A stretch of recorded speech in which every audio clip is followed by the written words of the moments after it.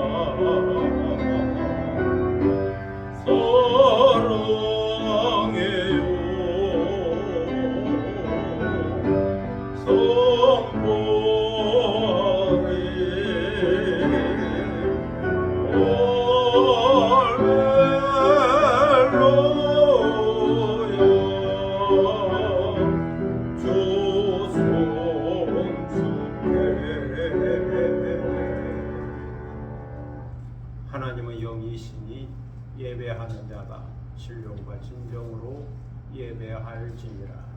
아멘.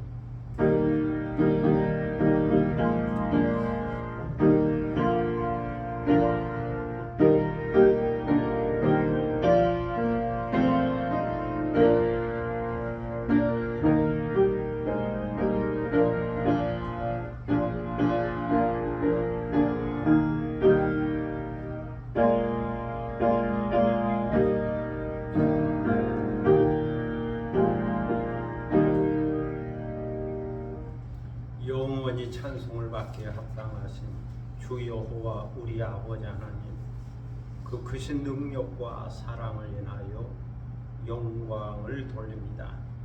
죄와 사망에서 우리를 건지신 주 예수 그리스도의 구원의 은총을 길이길이 찬양하옵고, 오늘도 우리와 함께 하시며 날마다 새롭게 하시는 성령의 교통하심을 인하여 찬송을 부릅니다. 성부, 성자, 성령께 세세무궁토록 영광이 있을지어다. 아멘. 함께 일어서셔서 찬송가 21장 부르시겠습니다.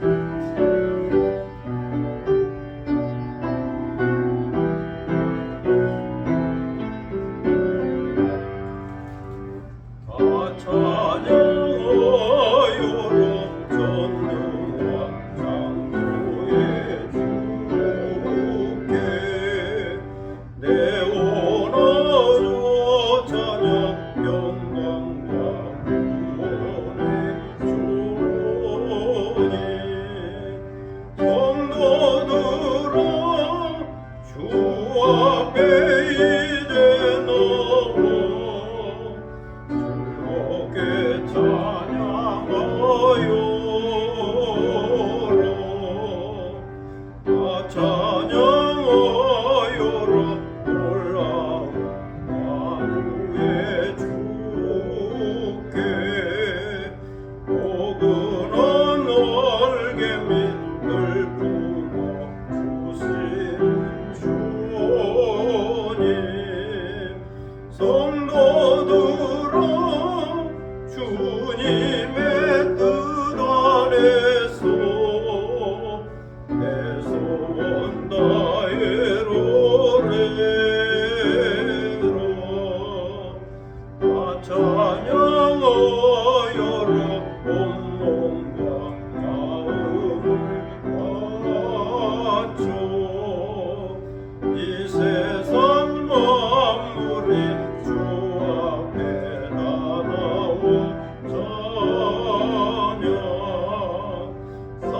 손으로 기쁘게 소리 높여 영원히 찬양하여라.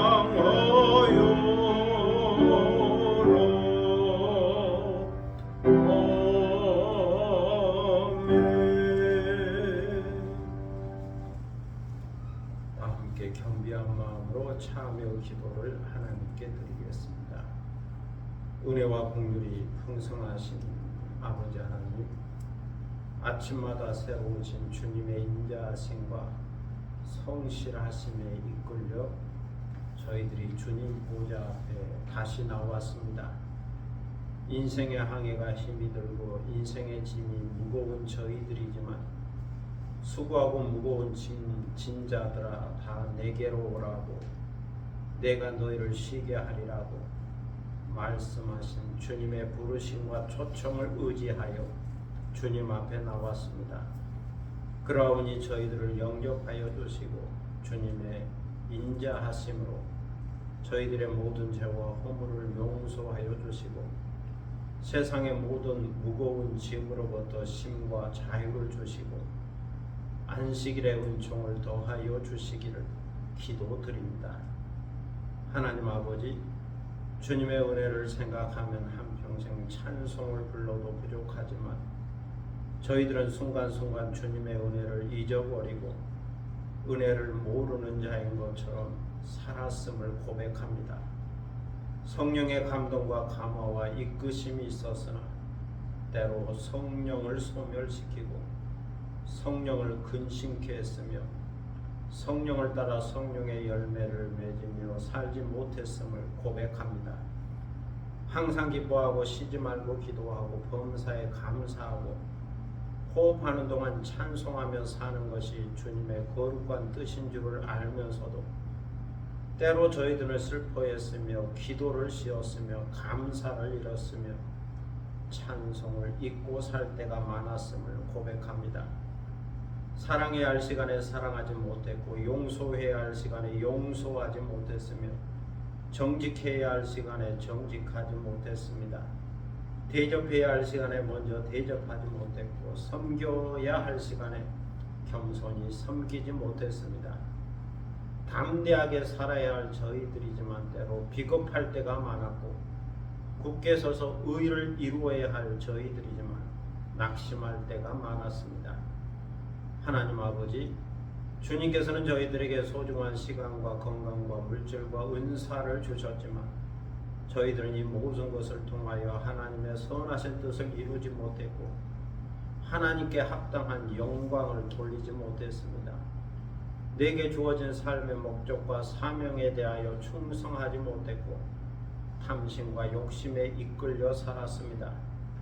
내가 평안하게 재난 당한 자를 위하여 중보 기도하지 못했고 고통당한 자를 도우며 위로하지 못했습니다. 자연과 역사를 통하여 주시는 주님의 말씀을 듣지 못했고 성경과 예수 그리스도를 통하여 주시는 말씀을 깊이 깨닫지 못했습니다. 그러다 보니 세상의 소리에 관심을 가졌고 주님의 가치관보다는 세상의 가치관을 따라 행하며 살았습니다. 이 시간 이 모든 죄와 허물을 자백하고 회개하오니 저희들을 용서하여 주시고 주님의 보혈로 깨끗하게 씻어 주옵소서.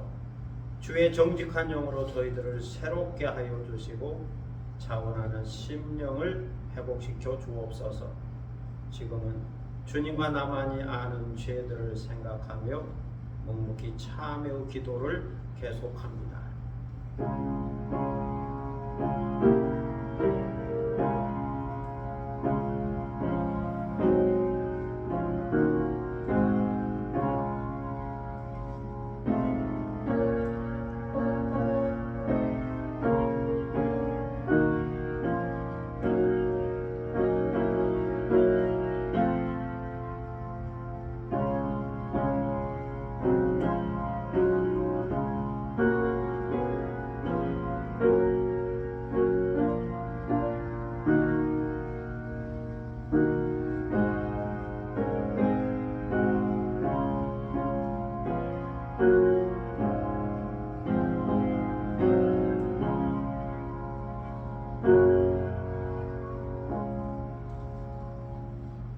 여호와께서 말씀하시되 오라 우리가 서로 변론하자.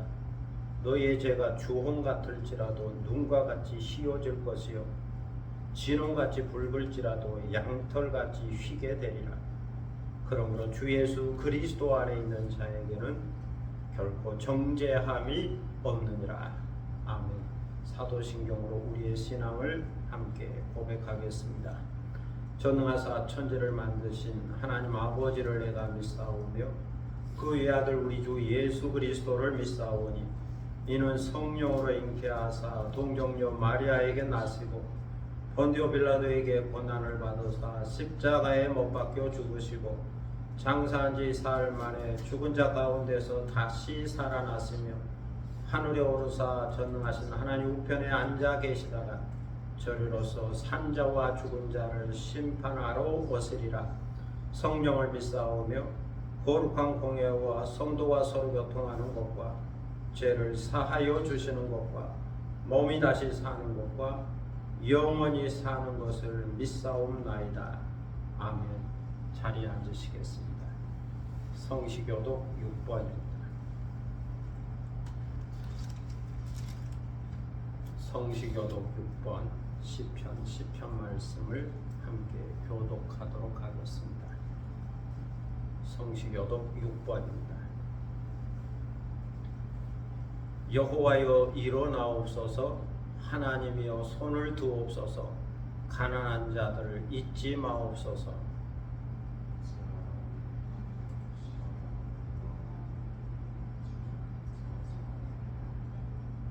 주께서는 보셨나이다. 주는 재앙과 원한을 감찰하시고 주의 손으로 갚으려 하시오니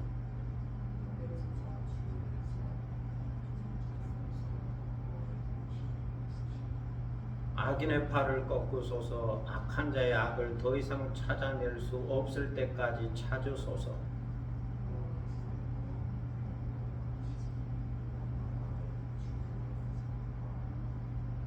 여호와여 주는 겸손한 자의 소원을 들으셨사오니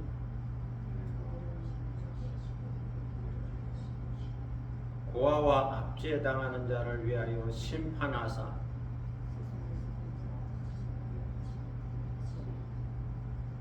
아멘. 찬송가 260장 부르시겠습니다.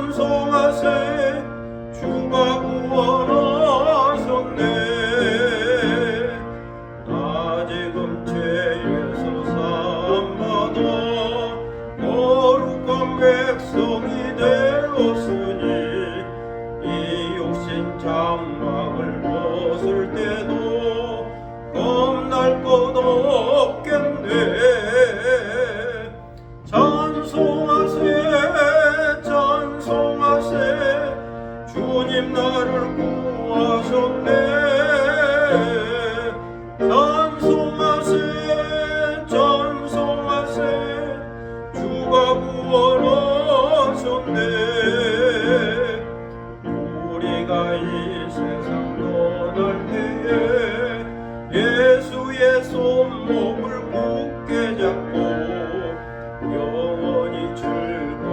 천국에서 주와 함께 살겠네.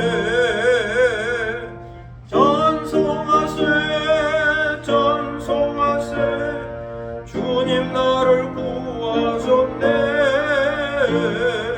찬송하세 찬송하세 주가 구원하셨네. 이 시간은 다 함께 기도하는 시간입니다. 오늘 예배를 위하여 기도할 수 있기를 바랍니다. 교회와 나라와 민족과 선교를 위해서 종고 기도하시고 또 개인적인 기도 제목이 있을 겁니다. 가정과 자녀들과 일부와 상업과 기업과 또 새로운 계획과 목표와 비전을 놓고 기도하겠습니다. 자기 목소리가 자기 귀에 들릴 정도로 조용히 소리내어 함께 기도하겠습니다.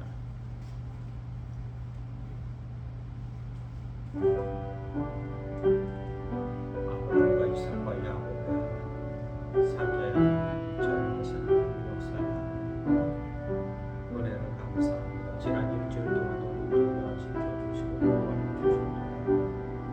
거룩한 주일 다시 주님 앞에 인도하여 주시고 경건한 마음으로 예배드리게 하시니 감사를 드립니다. 이 시간 마음과 뜻과 정성을 모아 예배합니다. 거룩한 산제사를 드립니다. 보좌에 앉으신 이와 어린양에게 영광과 존귀와 찬송과 능력을 올려드립니다.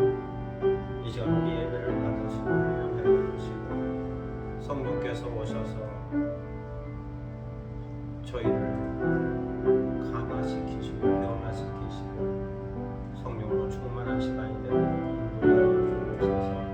말씀을 듣게 하시고 깨닫게 하시고 변화되고 결단하고 말씀을 따라가는 저희들이 되게 하시고 성령을 사모함으로 성령의 기름 부으심과 성령의 인사와 또 성령의 열매와 또 성령의 충만함을 경험하는 시간이 되도록 인도하여 주옵소서.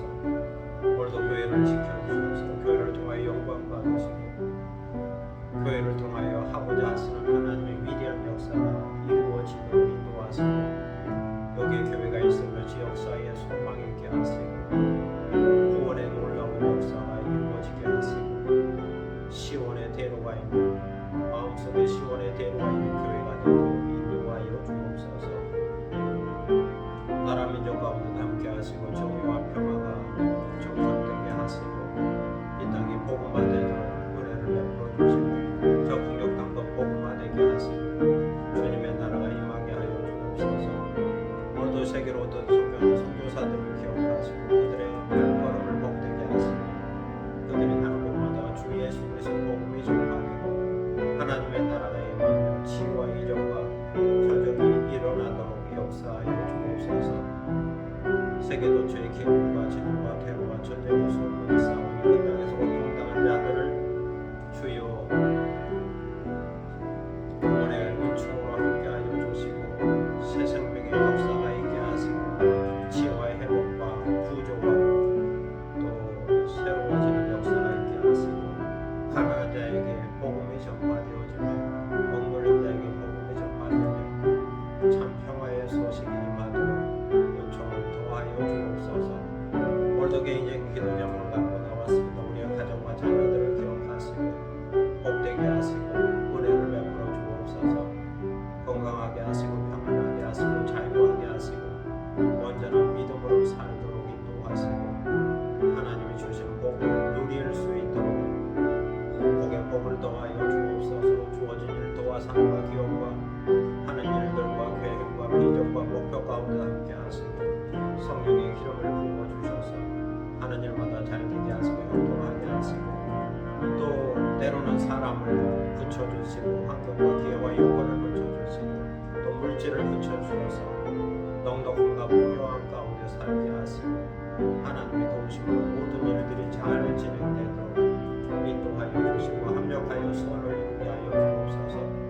특별히 저에게 건강을 주셔서 영적으로 건강하게 하시고 정신적으로 건강하게 하시고 이성적으로 건강하게 하시고 또 육신적으로 건강하게 하셔서 전적 건강을 유지하게 하시고 건강함으로 일하고 건강함으로 사랑하고 건강함으로 섬기고 건강함으로 주의 뜻을 이루어가는 복된 삶이 되게 하여 주옵소서. 하나님의 뜻을 이루어가며 살게 하시고 비전에 이끌려 살아가는 저희들이 되게 하여 주옵소서.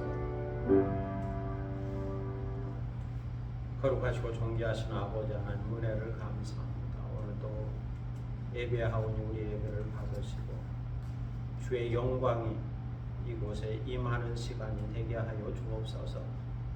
우리가 여러 가지 내용으로 기도하여 싸우니 그 기도를 응답하시고 주님의 때에 주님의 방법으로 이루어지고 성취되고 합력하여 선을 이루게 하여 주옵소서. 이 시간 저희들은 하나님의 말씀 앞에 있습니다.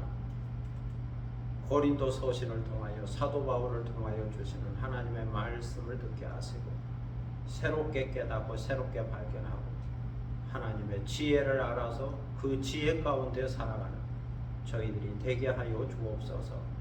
이 시간을 주님께 의탁하오며 예수 그리스도의 이름으로 기도드립니다.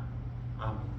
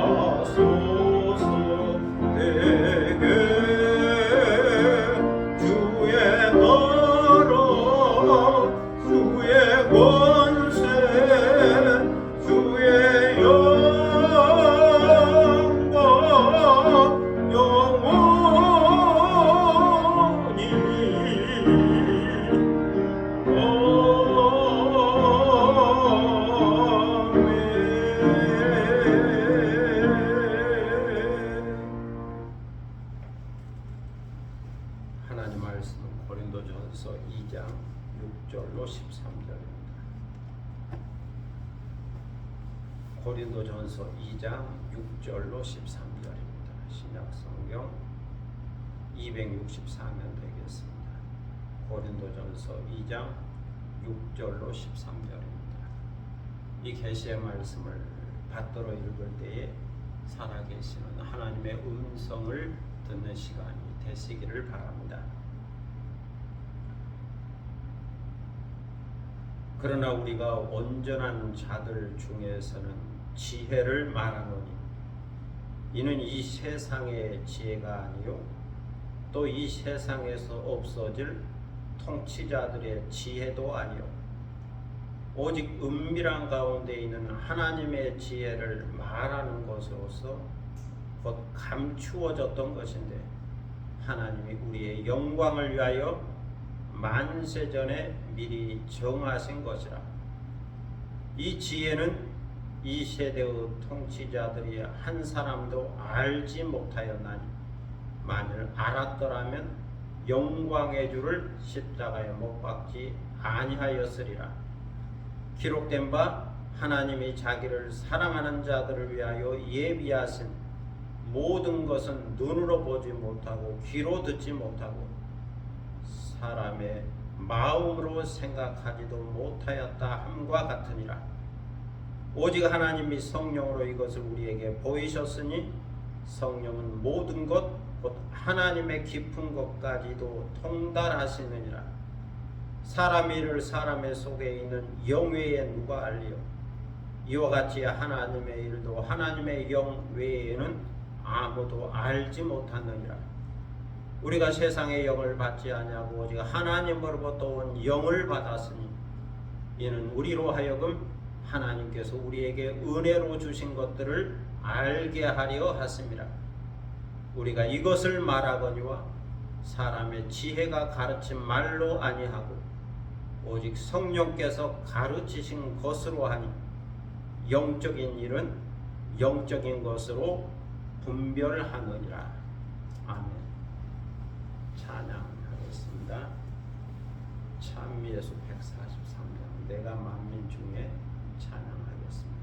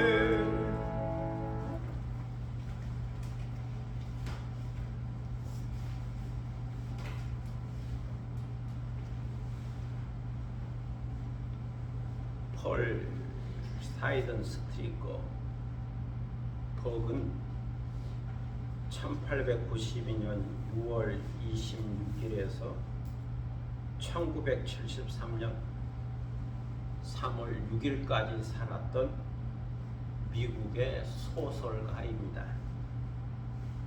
어머니의 초상과 돼지의 집 3부작으로 유명하신 분이죠. 펄벅 여사는 오래전에 한국을 방문한 적이 있는데 그때 자신의 이름을 박진주라고 했습니다. 펄이 진주라는 뜻이 있어서 진주, 그리고 벅을 박씨로 표기해서 내 이름은 박진주다, 그렇게 말했습니다.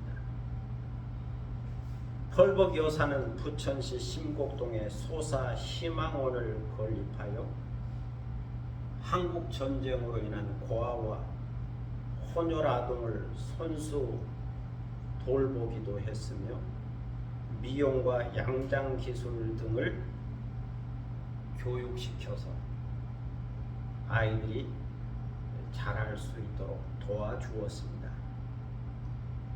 그리고 한국을 배경으로 3편의 소설을 쓰기도 했죠.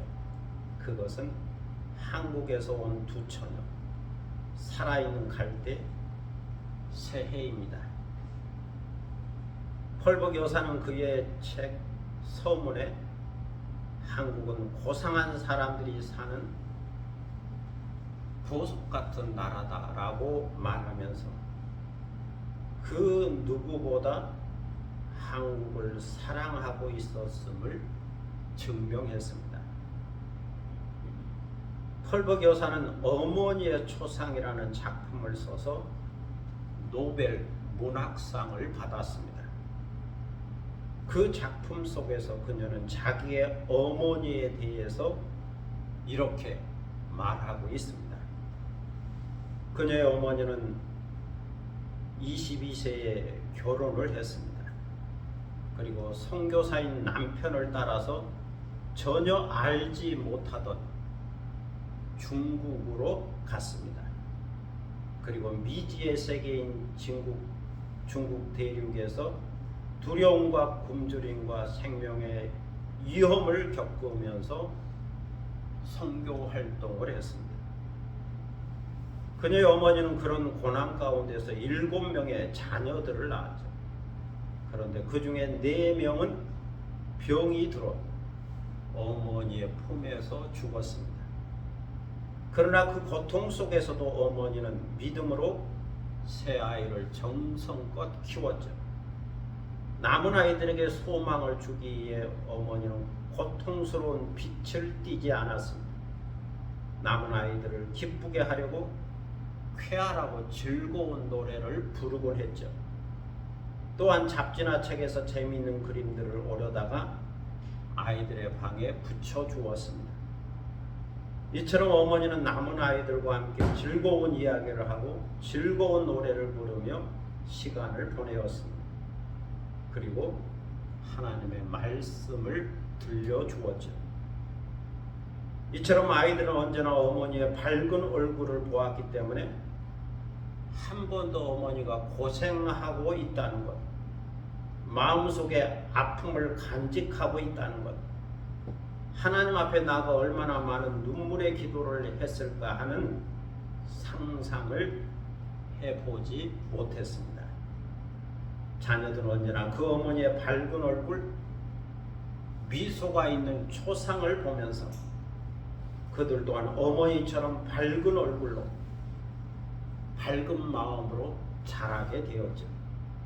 믿음과 소망과 사랑의 사람으로 자라게 되었습니다. 평소에 그녀의 어머니가 자녀들에게 자주 읽어주던 성경 말씀은 시편 86편 5절로 6절이었죠. 주께 힘을 얻고 그 마음에 시온의 대로가 있는 자는 복이 있나이다. 그들이 눈물 골짜기로 지나갈 때에 그곳에 많은 샘이 있을 것이며 이른 비가 복을 채워주나이다. 그렇게 자녀 자란 자녀 중에 하나가 소설가가 되었고 어머니의 초상이라는 작품으로 노벨 문학상을 받았으며 그 어머니가 어떤 분인지를 이 소설을 통해서 소개해 주었습니다. 펄벅 여사의 명언 중에 이런 말이 있죠. 힘은 희망을 가지는 사람에게 있고 용기는 속에 있는 의지에서 우러나오는 것이다. 깊이 생각해 볼 말입니다. 저는 이 어머니의 초상에서 어머니의 지혜와 믿음을 생각했습니다. 하나님의 말씀을 사랑하고 남은 자녀들을 사랑했기에 그 어머니는 말씀과 지혜로 자녀들을 가르칠 수 있었고 믿음과 소망과 사랑을 가르칠 수 있었죠. 여기에 위대한 어머니의 믿음과 어머니의 기도가 또 어머니의 지혜가 있다라고 말할 수 있겠습니다. 오늘 성경에서 사도 바울은 지혜를 말씀하고 있습니다. 하나님의 지혜를 말씀하고 있습니다. 여기서 사도 바울이 말씀하고 있는 하나님의 지혜는 이 세상의 지혜가 아닙니다. 지혜를 사랑한다고 하는 헬라 철학자들의 지혜가 아닙니다. 2300년 전에 살았던 헬라의 철학자 플라톤은 지혜를 다음에 4가지 원리로 설명했죠. 첫째는 일을 올바르게 하는 정직의 원리입니다. 둘째는 대중 앞에서나 개인적으로나 공평을 찾는 공평의 원리입니다. 셋째는 위협 또는 악한 자 앞에서 당당하게 대처하는 용기로서의 불굴의 원리입니다. 넷째는 자기 욕망을 억제하고 적당하게 살아가는 절제의 원리입니다. 이처럼 정직과 공평과 용기와 절제가 있어야 지혜로울 수 있다고 철학자 플라톤은 말했습니다. 그런데 하나님의 지혜는 이런 종류가 아니라는 거죠. 또한 하나님의 지혜는 이 세상에서 없어질 통치자들의 지혜도 아니라고 말씀합니다.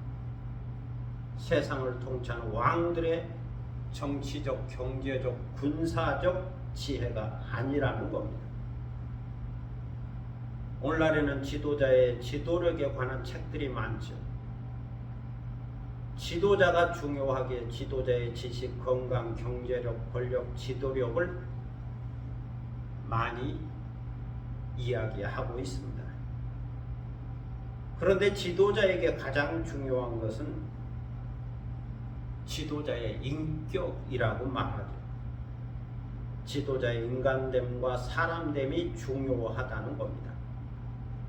그래서 지도자에게는 분명한 목적의식이 있어야 하고 사명의식이 있어야 하고 역사의식이 있어야 한다는 거죠.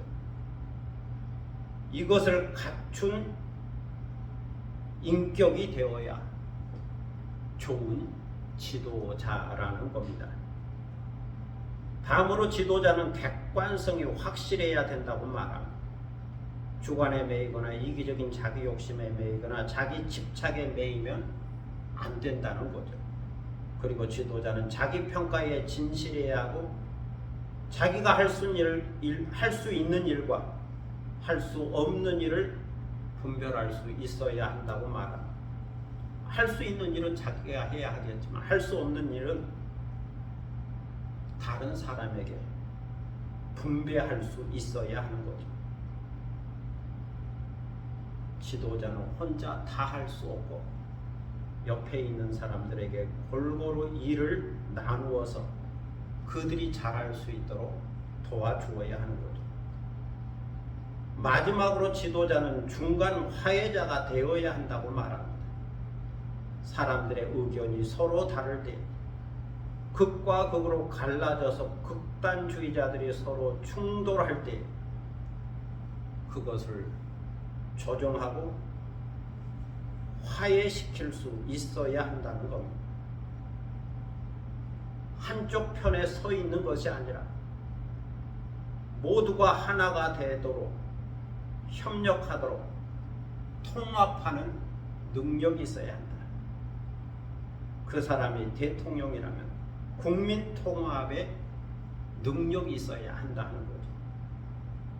이런 능력을 갖춘 사람, 통합의 능력, 화해의 능력을 갖춘 사람이 좋은 지도자라고 말합니다.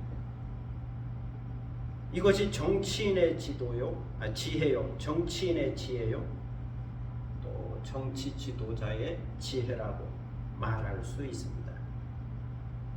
그런데 하나님의 지혜, 데오소피아는 이런 종류의 것이 아니라고 말합니다. 그러면 하나님의 지혜에는 어떤 특징이 있는 걸까요? 첫째로 하나님의 지혜는 감추어졌다고 하는 특징을 갖고 있습니다. 감추어졌다. 은밀한 가운데 숨겨져 있다는 특징이 있습니다. 그래서 하나님의 지혜는 아무나 알 수 없는 비밀스러운 것. 그 이유는 하나님께서 우리의 영광을 위하여 만세전에 미리 정하신 것이기 때문입니다. 하나님께서 만세전에 미리 비밀로 정하시고 예정하신 것이 있다 하는 것입니다. 예정한 것이 있다. 그러므로 하나님의 지혜는 세상의 철학자들이 알지 못합니다. 세상의 지식인들이 알지 못합니다. 세상의 박사들이 알지 못합니다. 세상의 통치자들과 왕들과 지도자들도 알지 못합니다. 만약에 그 세대의 통치자들이 하나님의 지혜를 알았더라면 영광의 주 예수 그리스도를 십자가에 못 박지 않았을 겁니다. 오고 오는 세대의 많은 통치자들이 하나님의 지혜를 알았다면 예수 그리스도를 핍박하지 않았을 것이고 교회를 핍박하지 않았을 겁니다. 그들은 하나님의 지혜를 몰랐던 거죠. 구약시대에 살았던 선지자 이사야가 이사야 64장 4절에서 이것을 예언적으로 말씀한 바가 있는데 이것을 사도 바울이 인용하고 있습니다. 하나님이 자기를 사랑하는 자들을 위하여 예비하신 모든 것은 눈으로 보지 못하고 귀로 듣지 못하고 사람의 마음으로 생각하지도 못하였느니라. 다시 말해서 하나님 외에는 하나님을 앙망하는 자를 위하여 이렇게 놀라운 일을 행하신 하나님을 옛부터 귀로 들은 자도 없고 눈으로 본 자도 없다는 겁니다. 그래서 하나님이 행하신 크고 놀라운 일들을 아는 자가 없다라고 선지자 이사야는 말씀하고 있습니다. 그 이유는 하나님께서 만세전에 우리의 영광을 위하여 미리 정하여 주신 것이기 때문이죠. 창세전에 하나님께서 예정하여 주신 것이기 때문입니다. 하나님의 기쁘신 경륜 가운데 감춰 놓으신 것이기 때문이죠. 비밀스럽게 숨겨 놓으셨기 때문이죠. 하나님께서는 세상 지혜를 가지고 통치자들의 지혜를 가지고 하나님의 지혜를 알 수 없고 깨달을 수 없도록 창세전에 미리 비밀스럽게 감추어 놓으셨다는 겁니다. 그래서 하나님의 지혜는 감추어졌다고 하는 특징을 갖고 있습니다. 둘째로 하나님의 지혜는 예수 그리스도 안에 드러나고 나타났다고 하는 특징을 갖고 있습니다. 십자가에 달리신 영광의 주 안에 하나님의 지혜가 계시되어 있다는 거죠. 나타났다는 거죠. 십자가에 하나님의 지혜가 드러났다는 겁니다. 사도 바울은 1장 18절과 23절로 24절에서 십자가의 도 안에, 십자가에 못 박히신 예수 그리스도 안에 하나님의 지혜가 나타났다라고 이미 말씀한 바가 있습니다. 예수 그리스도 안에서 모든 믿는 자의 죄를 사하시고 그들을 구원하시는 하나님의 지혜가 드러났다는 겁니다. 사람을 살리고 구원하고 영생을 얻게 하는 것이 하나님의 지혜요 하나님의 능력인데 이것이 예수 그리스도 안에 나타났다. 예수 그리스도 안에 드러났다. 예수 그리스도를 통하여 보여주었다는 겁니다.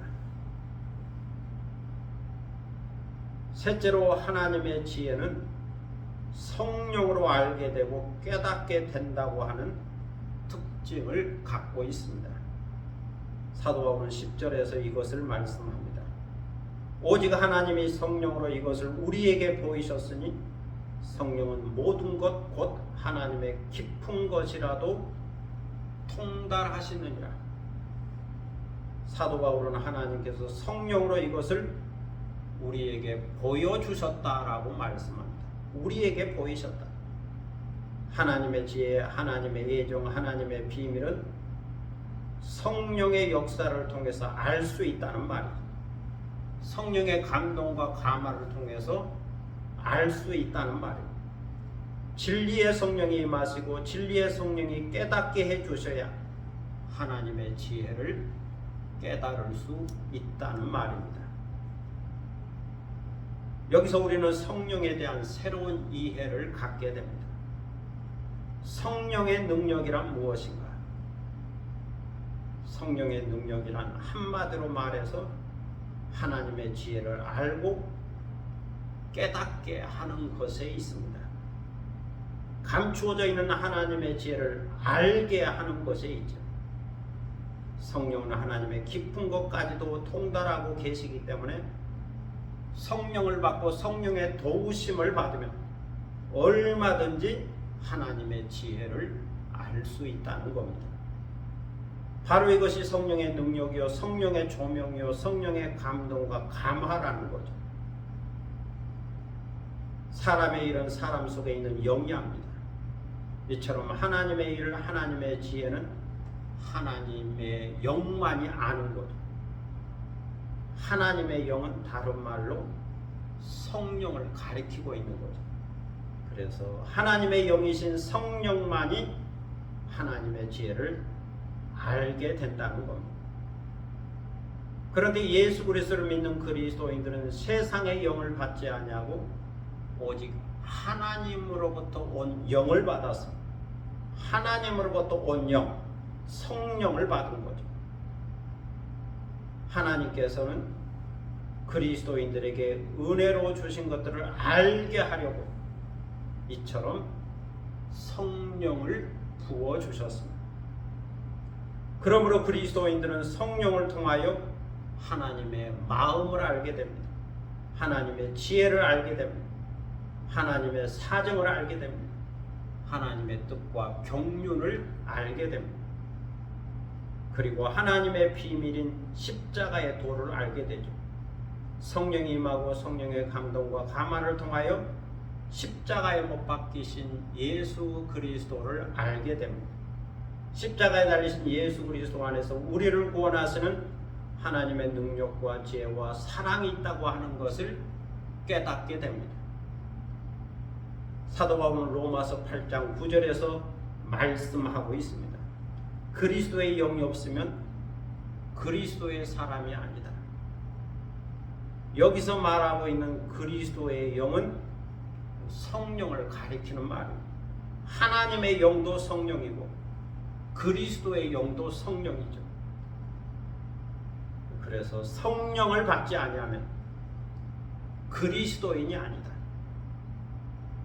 교회를 다니는 교인은 될 수 있어도 성령을 받지 아니하면 그리스도인이 아니다. 그리고 고린도전서 12장 3절에서는 이렇게 말씀합니다. 성령을 아니하고는 누구든지 예수를 주시라 할 수 없느니라. 다시 말해서 예수 그리스도를 가리켜 나의 주님입니다. 예수는 나의 주님입니다. 나의 구주입니다. 나의 생명입니다. 나의 길입니다. 나의 진리입니다. 이런 고백을 할 수 있는 사람은 성령 받은 사람만 할 수 있다는 거죠. 성령을 받고 성령으로 충만한 사람만이 예수 그리스도는 나의 주님입니다 라고 고백할 수 있다 하는 거죠. 여기서 우리는 질문을 하나 할 수 있습니다. 어떤 사람이 진정한 그리스도인일까요? 누가 성도요, 누가 제자일까요?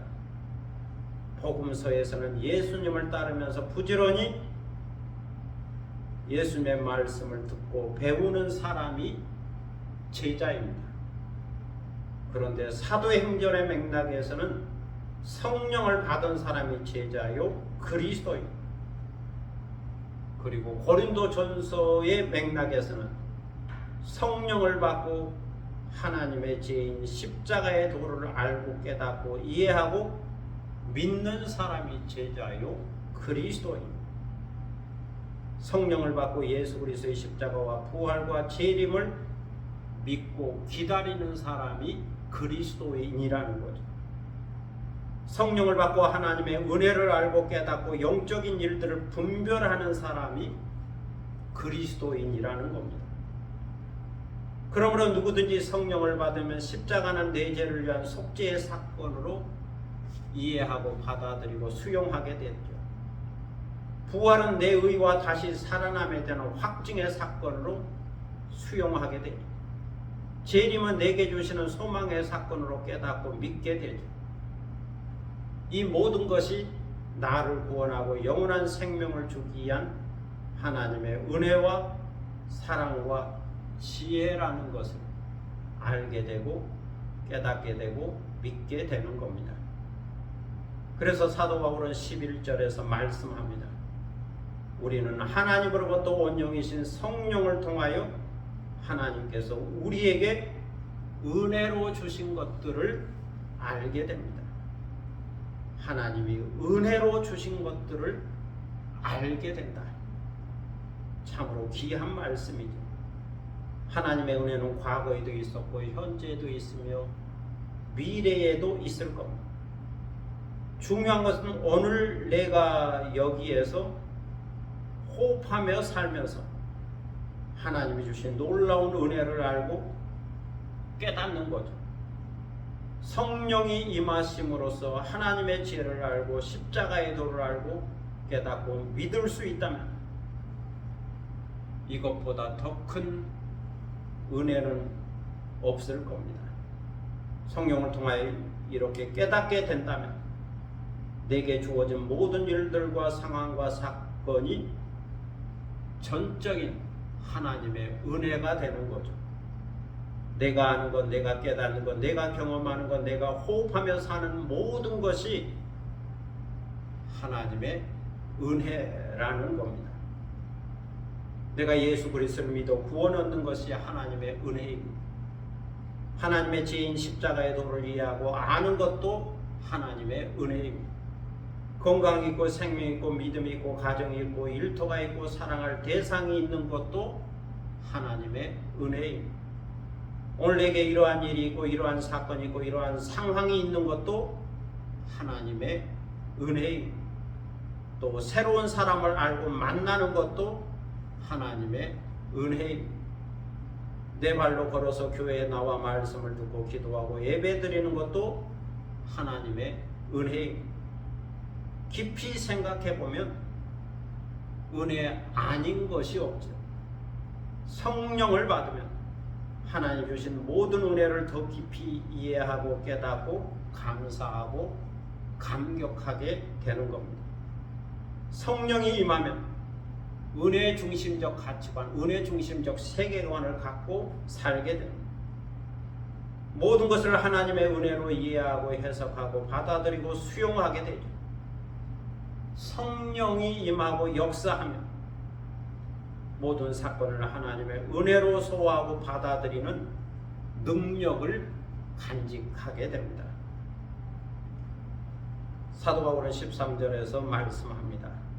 우리가 이것을 말하거니와 이것은 사람의 지혜가 가르친 말로 아니하고 오직 성령께서 가르치시는 것으로 하니 영적인 일은 영적인 것으로 분별하느니라. 영적인 것, 신령한 것, 구원에 관한 것, 하나님의 지혜와 하나님의 은혜에 관한 것은 성령께서 가르쳐 주시고 알게 해주시고 깨우쳐 주신다는 거죠. 그러므로 영적인 것은 영적인 것으로 분별하게 되는 겁니다. 성령이 임하고 성령을 받아야 영적인 하나님의 일을 깨닫게 되고 하나님의 지혜를 깨닫게 되고 그 가운데서 구원을 얻을 수 있는 겁니다. 성도 여러분, 여기서 다시 생각해 봅니다. 교회를 다니다 보면 성령 받으라 또는 성령의 충만함을 받으라는 말씀을 듣게 되는데 도대체 성령의 충만함이란 무엇일까요? 성령의 충만함을 받으라 말씀하고 있는데 많은 사람들이 성령의 충만함이 무엇인지 모르면서 성령 충만을 구하는 경우가 많습니다. 도대체 성령의 충만함이란 무엇인가? 그것은 하나님의 지혜를 온전히 알고 깨닫고 받아들이고 믿는 것을 말합니다. 하나님의 지혜인 십자가에 달리신 예수 그리스도, 죽은 자 가운데서 다시 살아나신 예수 그리스도를 믿고 따르는 것을 말하죠. 그렇게 구원을 받고 소망을 간직하고 사는 것이 성령의 충만함. 십자가에 달리신 예수 그리스도에 대한 담대한 믿음을 갖고 사는 것이 성령의 충만함이죠. 그래야 모든 것을 십자가의 정신으로 이해하고 십자가의 은혜로 해석하고 십자가의 사랑으로 충만하여 거기에 나의 운명을 맡기고 자유하며 사는 것이 성령의 충만함입니다. 예수 그리스도 안에서 믿음과 소망과 사랑으로 충만한 것이 성령의 충만함이죠. 성령의 충만함을 다른 데서 찾는 것이 아니고 십자가에 달리신 예수 그리스도 안에서 찾는 것이 바른 성령의 충만함이죠. 오늘도 성령의 감동과 감화와 충만함을 통하여 하나님의 지혜인 십자가의 도를 알고 깨닫고 이해하고 믿음으로 구원을 얻고 더 나아가 은혜 중심적 세계관을 갖고 영적인 것은 영적으로 분별하며 사는 여러분이 되시기를 축복합니다. 기도하겠습니다. 사랑의 아버지 하나님 은혜를 감사합니다. 오늘 우리는 사도 바울을 통하여 하나님의 지혜를 듣습니다. 사도 바울이 말하고 있는 하나님의 지혜는 세상의 지혜가 아닙니다. 철학자의 지혜도 아닙니다. 세상 정치인과 통치자들의 지혜가 아닙니다. 하나님의 지혜는 감추어져 있는데 그래서 세상의 지도자들이나 통치자들이나 철학자들은 알지 못합니다. 그 지혜는 십자가에 게시되어 있습니다. 십자가에 달리신 예수 그리스도 안에 게시되어 있고 나타나 있습니다. 그리고 이것은 성령을 받을 때, 성령의 감동과 감화가 있을 때 알 수 있고 깨달을 수 있는 겁니다. 그래서 성령이 우리 가운데 임하면 십자가에 달리신 예수 그리스도 안에서 구원의 놀라운 비밀을 깨닫고 구원을 얻게 되고 영생을 얻게 됩니다. 십자가를 통하여 자유함을 얻게 되고 진정한 믿음과 소망과 사랑을 깨닫게 됩니다. 성령의 충만함이란 바로 이것이다. 예수 그리스도 안에 있는 십자가의 도를 깨닫고 수용하고 믿음 가운데 살고 은혜 중심적 세계관을 갖고 사는 것이다. 믿음과 소망과 사랑을 갖고 사는 것이다. 오늘도 이렇게 알게 하시고 이렇게 깨닫게 하시고 이렇게 믿게 하시고 진리이신 예수 그리스도의 십자가의 도를 깨닫는 저희들이 되게 하시고 이것이 가능하도록 성령의 충만함으로 함께하여 주시고 하나님의 지혜를 간직하고 이 세상을 지혜롭게 살아가는 저희들이 되게 하여 주옵소서. 감사드리며 예수 그리스도의 이름으로 기도드립니다. 아멘. 찬송가 295장 부르시겠습니다.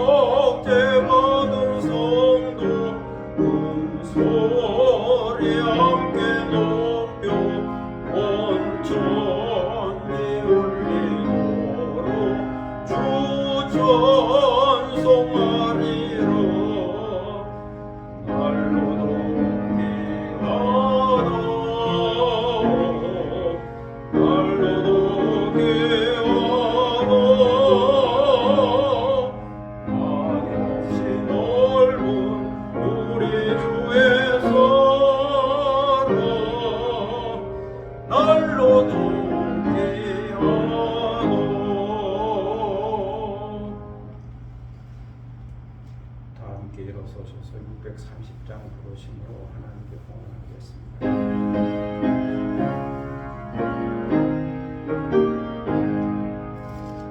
진리와 생명 되신 주 이 몸을 바치옵니다.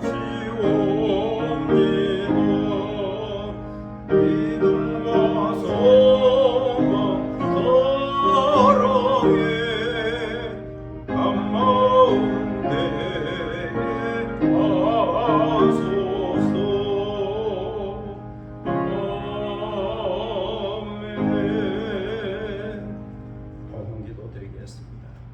만복의 근원 되시는 아버지 하나님 은혜를 감사합니다.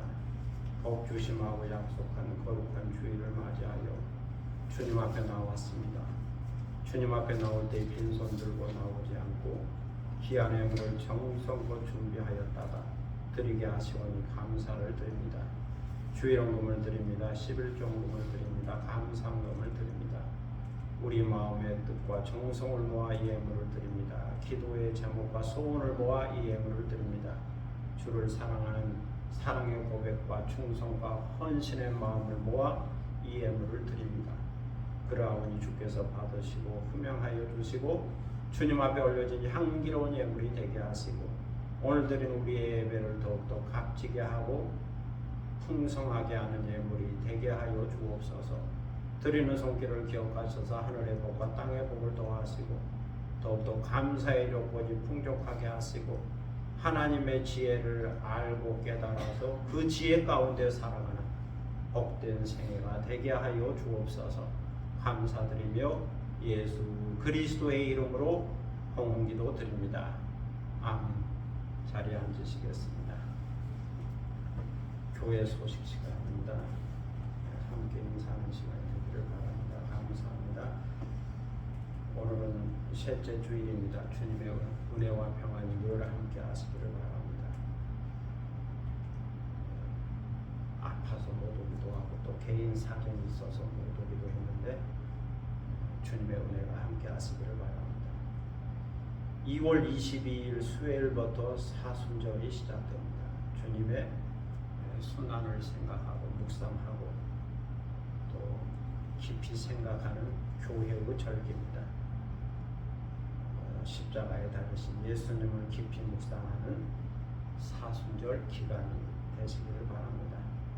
그래서 사순절 기간에는 좀 더 경건하고 또 좀 더 절제하며 또 지키는 절기이기도 합니다. 이렇게 사순절을 생각하며 경건에 이르기를 훈련하는 성도들이 될 수 있기를 바랍니다. 다른 내용 주보를 참고하시고 시 한 편 낭송하겠습니다.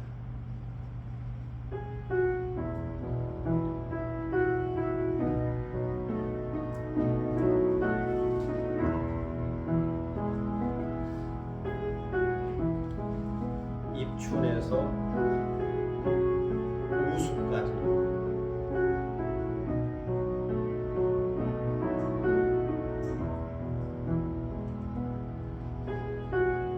봄을 세우고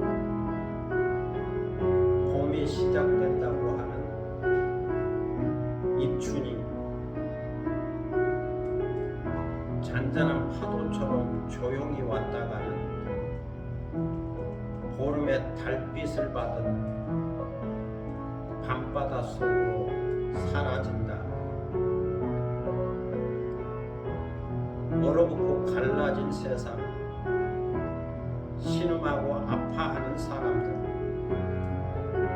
하늘을 향하여 봄비가 내리기를, 봄바람이 불기를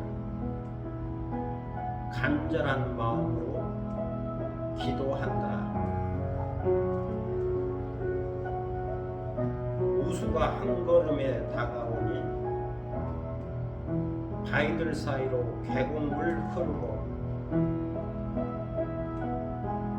선한 사람들의 봉사는 믿음과 소망과 사랑이 되어 봄비처럼 내린다.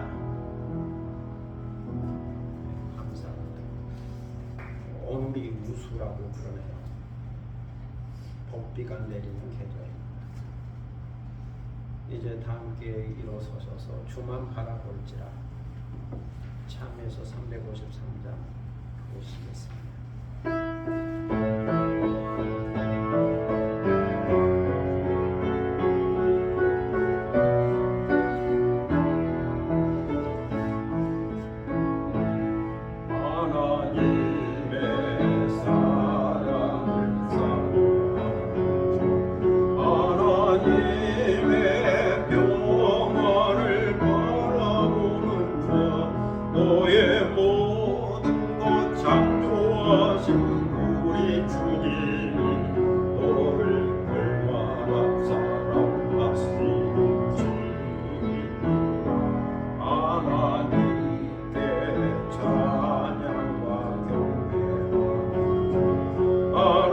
하나님의 선하심을